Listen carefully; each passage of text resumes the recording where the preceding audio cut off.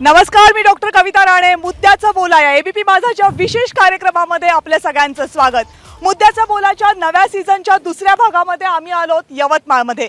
यवतमाळ वाशिम असा हा लोकसभा मतदारसंघ, यवतमाळमधले 4 आणि वाशिममधल्या 2 विधानसभा मतदारसंघांचा मिळून हा मतदारसंघ तयार झालाय. या मतदारसंघाची ओळख म्हणजे गेल्या अनेक वर्षांपासून 2009 साली या मतदारसंघाची निर्मिती झाल्यापासून हा मतदारसंघामध्ये कायम शिवसेना विरुद्ध काँग्रेस अशी लढत पाहायला मिळालेली आहे. 5 वेळा भावना गवळी याच मतदारसंघामधना खासदार म्हणून निवडून गेलेले आहेत. सध्या ते शिंदे गटामध्ये आहेत. जेव्हा जेव्हा महाराष्ट्रामध्ये शेतकऱ्यांच्या आत्महत्येचा मुद्दा चर्चेला येतो त्यावेळी ज्या जिल्ह्यांची नावं अग्रस्थानी असतात त्यामध्ये पहिलं नाव बऱ्याच वेळेला खेदानं म्हणावं असं वाटतं पण यवतमाळचं घेतलं जातं. शेतकरी, कापूस उत्पादक शेतकरी यांचा प्रश्न प्रचंड मोठा आहे या मतदारसंघामध्ये, कारण शेतकऱ्यांचा उत्पादन खर्च वाढतोय आणि त्यांच्या मालाला हवा तितका भाव मिळत नाही, ही शेतकऱ्यांची चिंता आहे. याशिवाय शेतीशी निगडीत अनेक प्रश्न आहेत या मतदारसंघात. गेल्या काही वर्षांपासून मतदारसंघामध्ये गुन्हेगारीचं प्रमाण प्रचंड मोठ्या प्रमाणामध्ये वाढलंय, अशाही तक्रारी येत आहेत. बेरोजगार तरुणांचा प्रश्न मोठा आहे, कारण या मतदारसंघाला जोडणारे अनेक रस्ते तर तयार झालेले आहेत पण या रस्त्यांचा उपयोग होऊ शकेल असे उद्योगधंदे या मतदारसंघामध्ये तयार होऊ शकलेले नाहीयेत. यवतमाळमधले अनेक नागरिक आत्ता माझ्यासोबत इथे उपस्थित आहेत. वेगवेगळ्या समाज घटकांचं ते प्रतिनिधित्व करतात. वेगवेगळ्या राजकीय पक्षांचे नेते आणि कार्यकर्ते सुद्धा आत्ता आपल्यासोबत आहेत. सगळ्यांशी चर्चा करूयात. आहेत का यवतमाळकरांचे काही मुद्दे मांडायचे का? बर, चला तुमची महिला वर्गापासून सुरुवात करूया.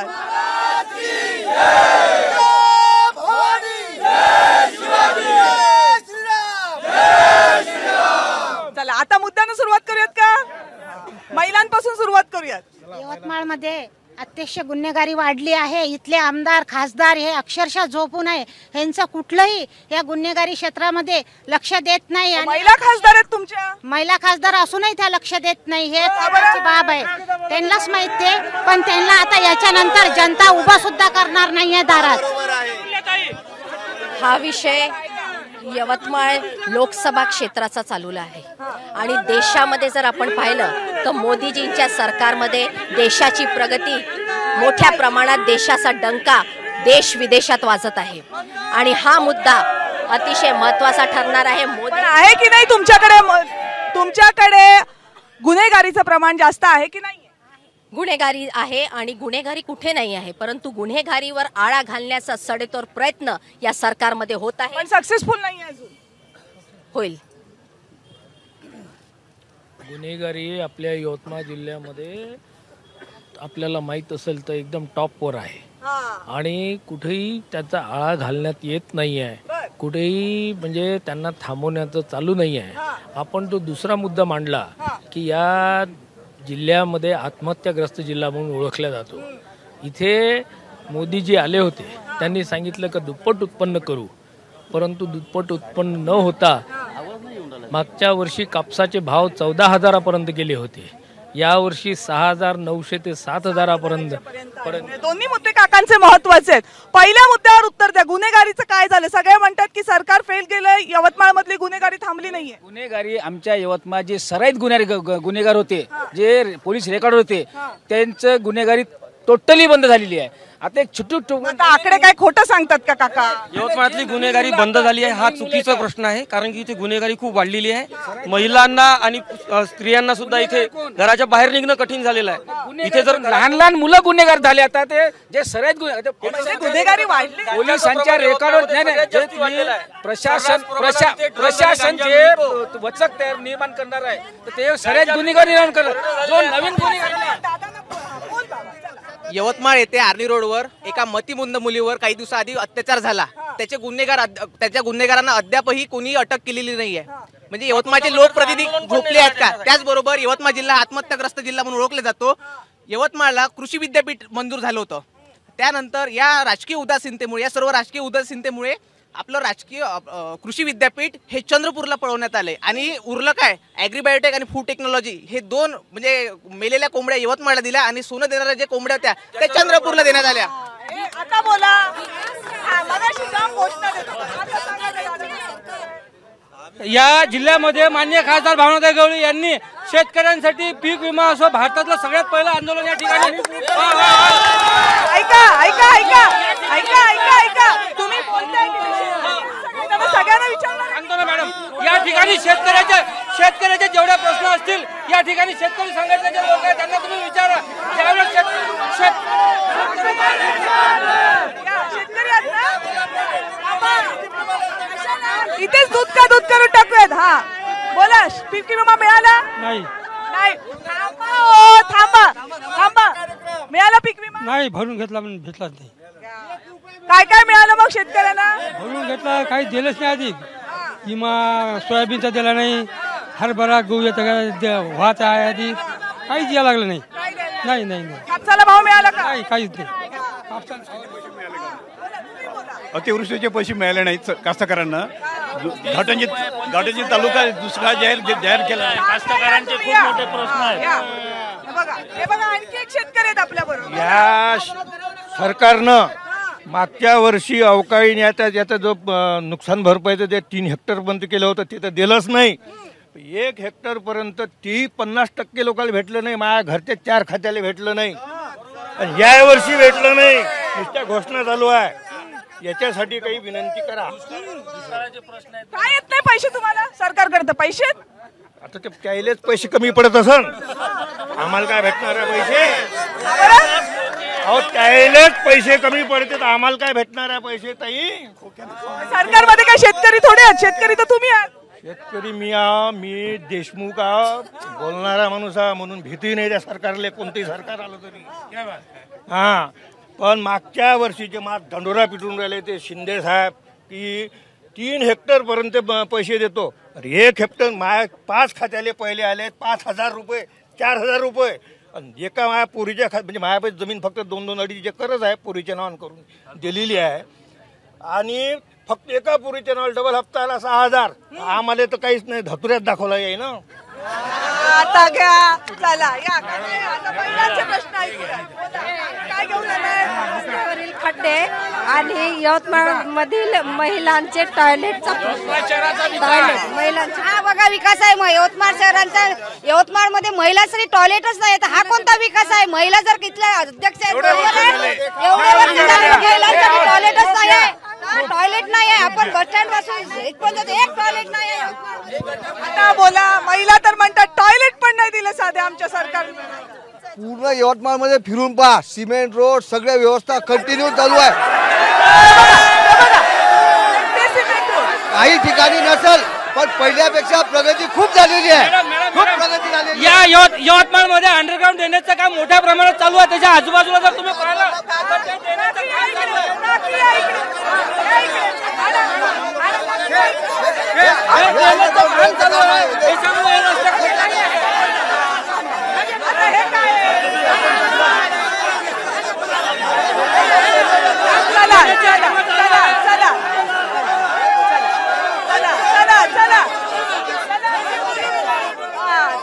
मुद्दा ऐकला.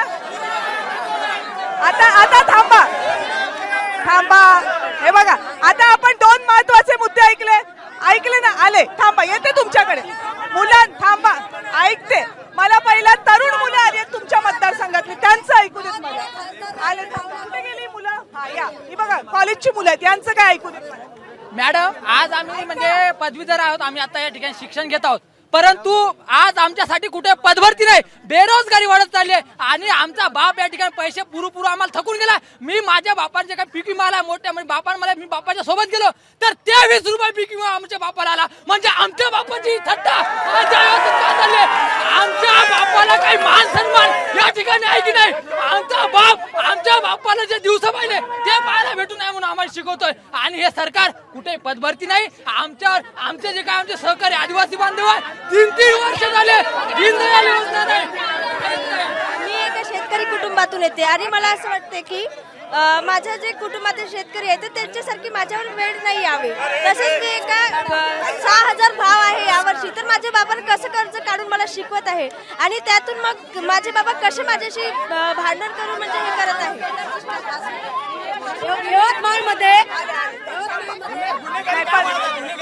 नाही थांबा गुन्हेगारीसाठी येते मी तुमच्याकडे 1 मिनिटासाठी येते. मला आता सांगा, ही जी मुलं आहेत तरुण, जी तुमच्या सगळ्यांना, आज तुम्ही सत्तेवर असाल, उद्या तुम्ही सत्तेवर असाल, काही फरक पडत नाहीये, त्या मुलांचे प्रश्न जेन्युइन आहेत.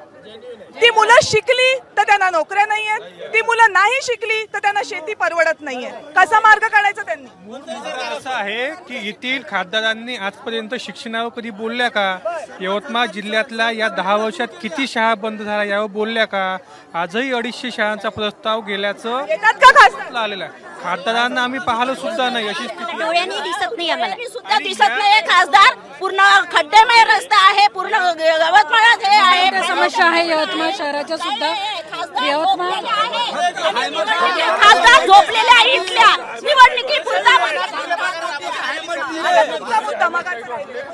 राजकीय वरदस्तामुळे यवतमाळमध्ये गुन्हेगारी वाढलेली आहे. गांजा असो, दारू असो, हे सर्रास विक्री होत आहे. पोलिसांना माहित आहे का कोण्या ठिकाणी ही विक्री केली जाते. त्यांना त्यांच्याजवळ ऍड्रेस आहे, परंतु त्यांच्यावर कारवाई होत नाही. गांजा पिऊन मुलं यवतमाळ मधले जे तरुण आहे हे रस्त्यावर चाकू घेऊन फिरत आहे, कोंबड्यासारखे माणसं मारत आहे, कोंबड्यासारखे. 89 मर्डर यवतमाळमध्ये झालेले, 89 मर्डर. याला राजकीय वरदस्त आहे, याला राजकीय पाठबळ आहे. हा यवतमाळ जिल्हा 10-15 वर्षा पहिले गांधीचा जिल्हा म्हणून ओळखला जातो, अतिशय शांत. असं याला काय नजर लागली? कारण या ठिकाणी भारतीय जनता पार्टीचा आमदार जेव्हापासून आल्यापासून त्या ठिकाणी गुन्हेगारी वाढली. पर हप्त्याला 1 मर्डर होते आहे. असे जे काही आता 100-150 हप्ते झाले सण, एवढे मर्डर या ठिकाणी झाले आहे. या ठिकाणी योजना सुद्धा दिल्या जाते, ह्या 302च्या दिल्या जाते. लक्षात ठेवा, पोलीस भरती केल्या जाते, हे 302ची. आणि आता तुम्हाला उत्तर दिलं पाहिजे. विदर्भातले आमचे गृहमंत्री आहेत आणि विदर्भामधला हा महत्वाचा जिल्हा आहे. काय इथली गुन्हेगारी कमी होती? लोकप्रतिनिधी चुकीच्या विषयाला, चुकीच्या कुठल्याही कामाला समर्थन करत नसते आणि सर्वजण याच्या विरुद्धच असते, सत्तेमधले असले आणि नसले तरी. मात्र यवतमाळमध्ये ही जी गुन्हेगारी सांगत आहे, फक्त गुन्हेगारीचं असं चित्र उभं करून आपल्या स्वतःच्या यवतमाळचं प्रतिमा खराब करण्याचा प्रयत्न. बरं आता वकील मंडळी आहेत. यवतमाळ शहराच्या करवाळीचा मोठा प्रश्न आहे.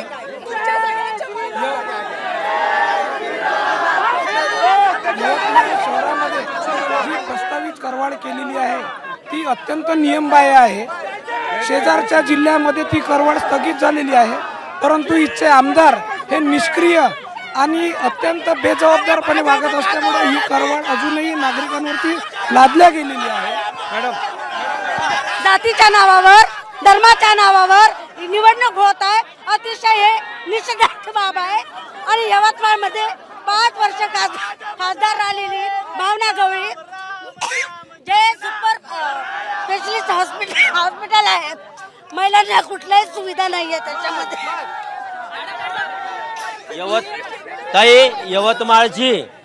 यवतमाळची अमृत योजना किती वर्षापासून सुरू आहे हे इथल्या आमदारांना तरी माहित आहे की नाही?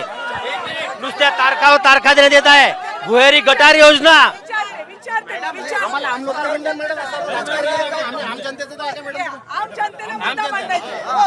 माझं म्हणणं मॅडम, माझा प्रमोद नरे नाव मॅडम, माझं कोणत्याच राजकारणाशी वर काही घेणं नाही. माझं म्हणणं एवढं आहे, जनतेची अपेक्षा काय असते? चांगले रस्ते, शिक्षण, रोजगार, पाणी, शेतकऱ्यांना. म्हणजे हे तर मला सांगा, कोणती बी म्हणजे सरकार आल्या येत आहे 2.5 वर्ष, 5 वर्ष तर वाया गेले सर मॅडम, पूर्ण जनतेचे वाया गेलेले आहे. कोणत्या सरकारने कोणीच काम केलेलं नाही मॅडम, कोणत्या सरकारने काहीच केलेलं नाही मॅडम.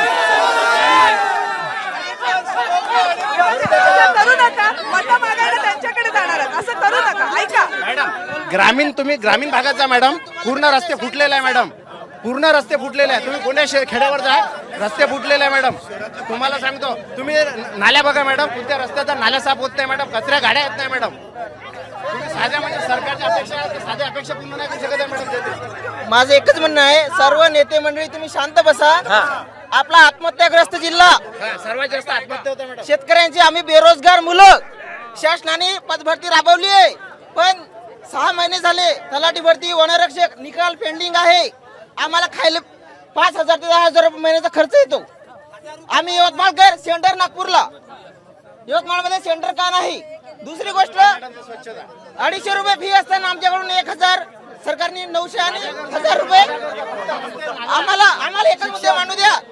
तुम्हाला जर एक मिनिट तुम्हाला जर यवतमाळची आत्महत्या शेतकऱ्यांची संख्या दुप्पट पाहायची नसेल तर तुम्हाला 1 महिन्याच्या आत सर्व रिझल्ट लावावा लागेल. नाही तर शेतकऱ्यांसोबत आमची आत्महत्या तुम्हाला पाहायला भेटणार. आमच्या लोकांच्या खूप छोट्या कर्ज आहे मॅडम, छोटा कर्ज आहे. काय मुद्दे असणार महत्त्वाचे? आता आम्ही जे काम केलं, आता हे जे ज्यांना रोजगार उपलब्ध नाही त्यांच्यासोबत आम्ही आहोत. आता एक भरती काढायला आमचं 1 वर्ष झालेलं आहे सत्तेला. त्याच्यात भरती आम्ही काढलेल्या आहे का? भरतीचं काम केलेलं आहे. तुमच्यासाठीच बोलायलो, तुमच्यासाठी बघा पोलीस भरती काढलेली आहे. त्याच्यानंतर तुम्हाला सांगतो ऐका, सगळ्यात महत्वाचं काम जे ऐका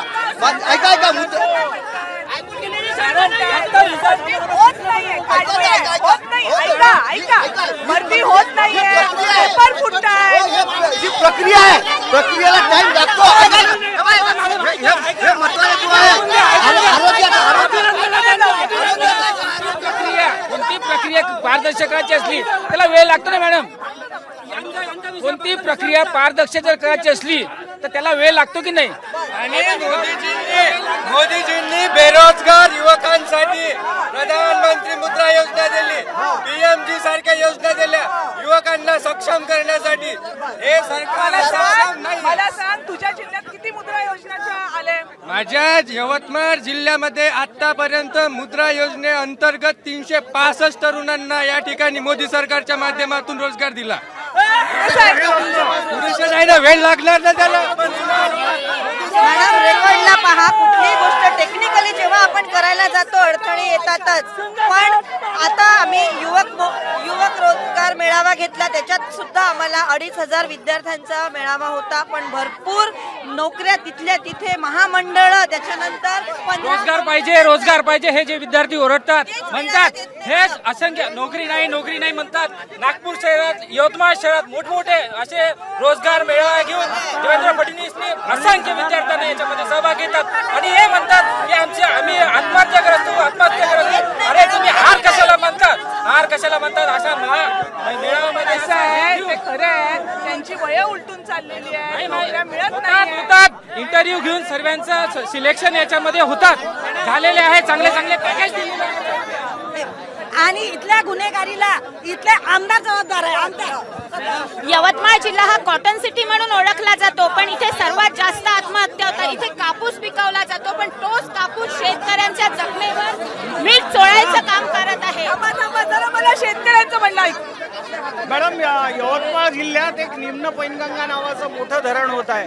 त्यात 1.5 लाख लोक विस्थापित होत आहेत आणि 48 गावं बेसामधली आहेत. परंतु सरकार बेकायदेशीरपणे यांच्या जमिनी घेत आहे. कोरडा प्रकल्प जो आहे वणीचा 176 कोटी खर्च झाले, पण त्या प्रकल्पाचं पाणी एकाही शेतकऱ्याला मिळालेलं नाही. माहितीच्या पाण्याचा प्रश्न मोठा. यवतमाळ नगरपालिका ही या लोकसभा क्षेत्रातील सर्वात महत्त्वाची आणि मोठी नगरपालिका आहे आणि इथल्या मुख्याधिकाऱ्यांनी एवढे भ्रष्टाचार केलेले आहे. त्या संबंधाने विधान परिषद आणि विधानसभामध्ये लक्षवेधी सुद्धा लागली. मंत्र्यांनी आश्वासन दिलं. 62,000 शाळा बंद करून राहिले हे. आणि माहित आहे मॅडम, यांनी काय केलं, दारू कमी विकल्या जात आहे तर त्याच्यासाठी आयोग नेमला आणि 62,000 शाळा, सरकारी शाळा बंद करत आहे. लाज वाटायला नाही पाहिजे यायला. कसे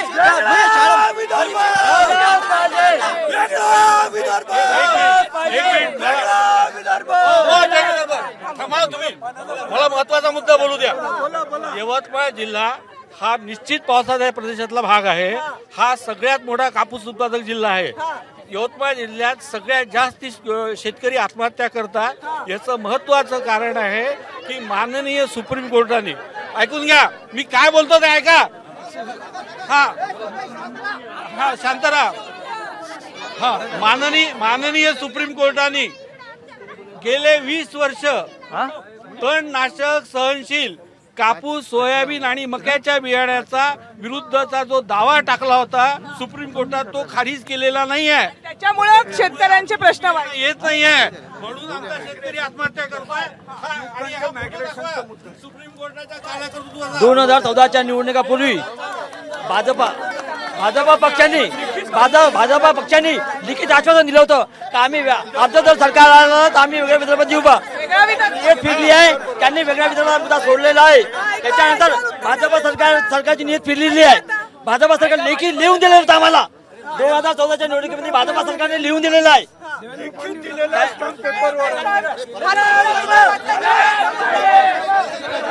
सरकारने सर्व शेतकऱ्यांच्या सहानुभूतीपूर्वक वेगळ्या विदर्भाचं काम नाही, महाराष्ट्रामध्ये एवढे सगळे चांगले रोड दिले, घरकुल दिले, सर्व योजना दिल्या. विदर्भामध्ये सर्वात जास्त फंड त्यांनी सुद्धा दिले. त्यामुळे वेगळा विदर्भ होईल मागच्या भारतीय जनता पार्टीच्या घोषणेमध्ये सुद्धा होतं. आता 10 वर्ष आम्हाला फक्त 2.5 वर्ष मिळाले.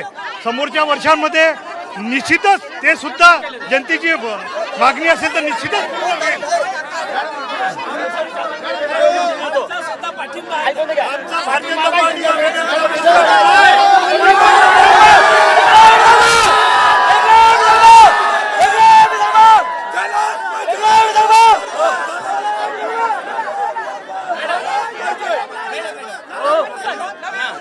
नवीन मुद्दा यवतमाळ जिल्हा कापसाचा जिल्हा आहे, सगळ्यांना माहित आहे. आणि कापसाचा भाव किती आहे? सोन्याचा भाव बघा दिवसेंदिवस वाढत आहे, पण कापसाचा भाव कमी का होत आहे याचं उत्तर आम्हाला तुमच्याकडून घ्यायचं आहे सर. मॅडम मागच्या वर्षी कापसाचा भाव बघा. MIDC मध्ये हिंदुस्तान युनिलिव्हरचं प्रोजेक्ट होतं आणि ते उत्तराखंडमध्ये हलवलं गेलं आणि त्यामुळे मोठे मोठे जे सगळे काही उद्योग आहेत ते यवतमाळ जिल्ह्याला आलेच नाही कधी आजपर्यंत. आणि म्हणून यांची युवकांची बेरोजगारी, मालाला हमी भाव नाही भेटत. मला आता 2 मुद्द्यांवर तुम्हाला कुणाला उत्तर द्यायचं का? 2 मुद्दे ऐका. पहिले मुद्दे ऐका. मी सांगते तो मुद्दा पहिला मांडते. ऐक जरा. एक मुद्दा आहे त्यांचा की MIDC मध्ये प्रकल्प आले ते इथून उत्तराखंडला गेले, तसा त्यांचा एका रेसिपी प्रकल्पाचा आहे. आणि दुसरा मुद्दा आहे कापसाला भाव का मिळत नाही. कोण उत्तर देणार आहे? सत्ताधाऱ्यांनी. MIDC वर मी बोलतो. MIDCच्या बाबतीत जर आपण माहिती काढली, मदन भाऊ येरावार जेव्हा MTDCचे मिनिस्टर होते, MRDC आणि MTDCचे, यवतमाळचं MIDCचं पूर्ण एरिया जे प्रायमरी ॲम्युनिटीज ज्या नव्हत्या, आज तुम्ही जाऊन बघा सगळ्या प्रायमरी ॲम्युनिटीज तिथे आहे. जे भूखंड खाली होते त्या भूखंडावर आज रोजी चुकीची गोष्ट आहे. त्यांनी ऑथेंटिक सांगावं. हे मॅन्युप्युलेटेड आहे. हे व्हॉट्सअप युनिव्हर्सिटी आणि फेसबुक युनिव्हर्सिटीचं ज्ञान आहे, बाकी काही नाही.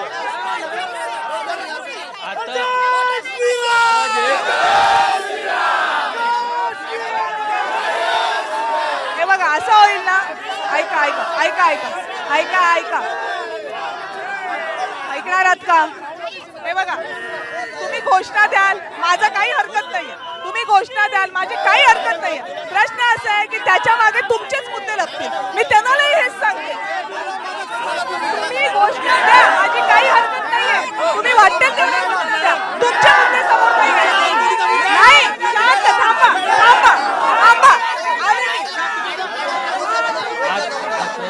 आता जो एक मिनिट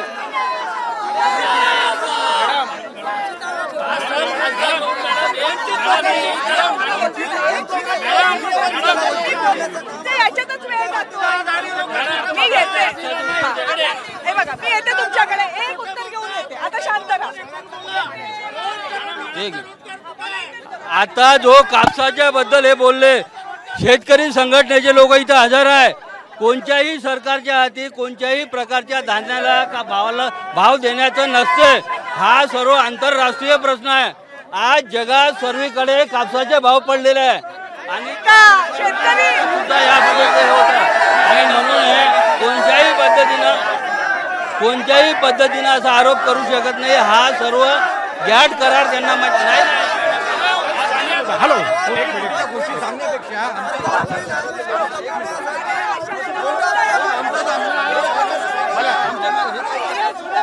हॅलो, एक मिनिट.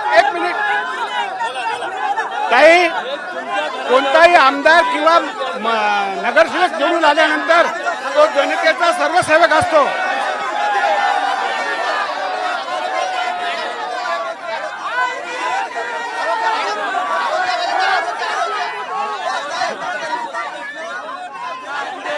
MIDCचा विषय आहे. MIDC मध्ये माननीय संजूभाऊ राठोड यांच्या प्रयत्नाने फूड पार्क येणार आहे.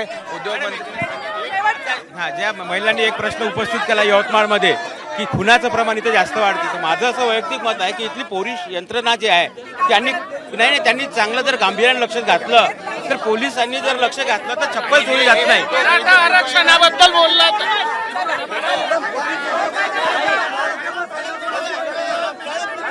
झालेले आहेत बरेच मुद्दे झालेले आहेत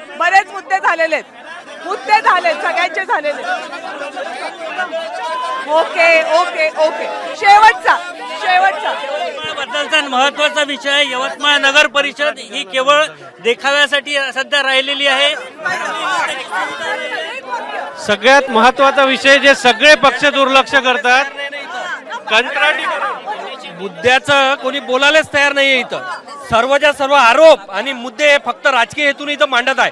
आपण कोणत्याही पक्षाचे असलो तरी पहिले यवतमाळकर आहोत. आपण कुठल्या पक्षाचे असलो तरी पहिले यवतमाळकर आहोत.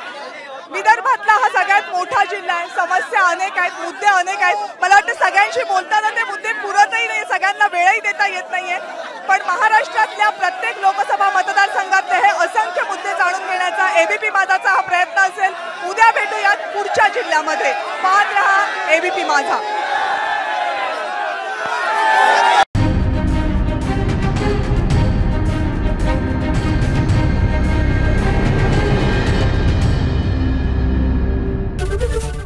ABP माझा, उघडा डोळे बघा नीट.